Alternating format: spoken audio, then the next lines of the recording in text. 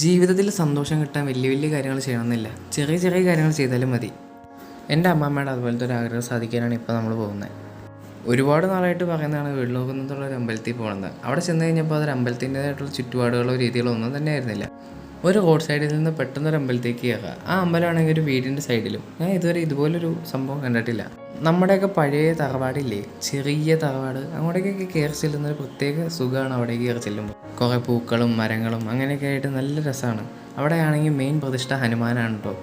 അവിടുത്തെ പൂജാരി Krishnaswamy അദ്ദേഹമാണെങ്കിൽ 1994 health inspector പോസ്റ്റിൽ നിന്ന് റിട്ടയർഡായി കഴിഞ്ഞ 30 കൊല്ലമായി ഹനുമാൻ സേവ എന്ന രീതിയിലാണ് ഈ അമ്പലം നടത്തുന്നത്.